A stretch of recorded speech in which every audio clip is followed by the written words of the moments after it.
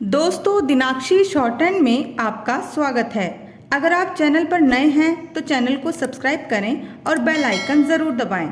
आज की साहित्य डिक्टेशन का यह 30वां दिन है। लगभग 400 शब्दों की ये डिक्टेशन 80 शब्द प्रति मिनट की गति से बोली जाएगी। अगर आपको इस डिक्टेशन की एडवांस आउटलाइंस और वाक्यांश की आवश्यकता है तो आप हमारा पेड बैच ज्वाइन कर सकते हैं। हमारे पेड बैच को ज्वाइन करने के लिए आप डिस्क्रिप्शन बॉक्स में दिए गए मोबाइल नंबर पर व्हाट्सएप कर सकते हैं। तो चलिए डिक्टेशन को स्टार्ट करते हैं। डिक्टेशन 5 सेकंड बाद स्टार्ट होगी। Ready, start. धनी वर्ग अपने धन के बल पर निर्धन वर्ग को और भी निर्धन बनाने का प्रयास करता था। आलोच्य उपन्यास में लेखिका महाश्वेता देवी ने यह दर्शाया है कि जमींदार के शोषण व अन्यायपूर्ण नीतियों के कारण ही किसानों व खेतिहर मजदूरों की आर्थिक दशा बिगड़ती जा रही है। चूँकि सन 1970 के आसपास पश्चिमी बंगाल में कांग्रेस पार्टी की सरकार थी, अतः कम्युनिस्ट पार्टी ने खेतिहर मजदूरों व किसानों की इस दयनीय दशा का अनुचित लाभ उठाया। उन्होंने इन भोले भाले शोषित व उपेक्षित वर्ग को झूठे वादे करके अपनी ओर मिला लिया। अधिकांश खेती योग्य जमीन जमींदारों के अधीन थी और अधिकतर किसान या तो बटाई के आधार पर खेती करते थे या खेतिहर मजदूर उनके खेतों में मजदूरी करते थे।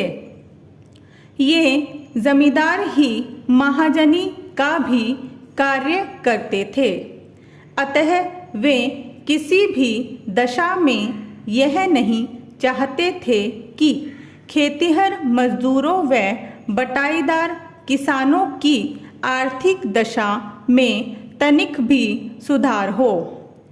इस रणनीति के तहत वे नहरों में उपलब्ध जल को सिंचाई के लिए प्रयोग में नहीं लेते थे, भले ही उनकी फसल सूख जाए।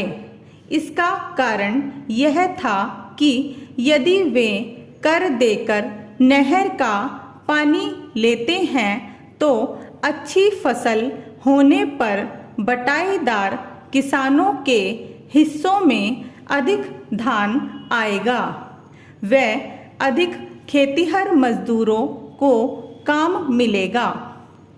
यदि उनके खेतों की फसल सूख जाती है तो इन खेतिहर मजदूरों व बटाईदार किसानों को बहुत कम मजदूरी व धान मिलेगा।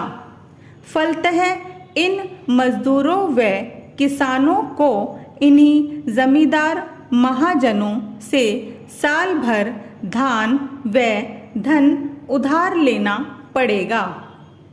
इस प्रकार वे इन जमींदारों के अधीन हो जाएंगे। अब वर्ष भर उन्हें जमींदारों की इच्छानुसार कार्य करना पड़ेगा और ऋण के सूद को चुकाने के लिए उन्हें उनके यहाँ मजदूरी करनी पड़ेगी। स्वतंत्रता के पश्चात भी पूर्वी राज्यों में जमींदार, चाय बागान के मालिक आदि खेतिहर मजदूरों को नाम मात्र की मजदूरी देते थे। सन 1953 में सरकार ने खेतिहर मजदूरों के लिए न्यूनतम मजदूरी दर निर्धारित की थी और सन 1968 में उस मजदूरी दर को पुनः संशोधित किया गया था। सरकारी आंकड़ों में यह राशि पुरुषों के लिए 3 रुपये 54 पैसे तथा स्त्रियों के लिए 3 रुपये 27 पैसे थी।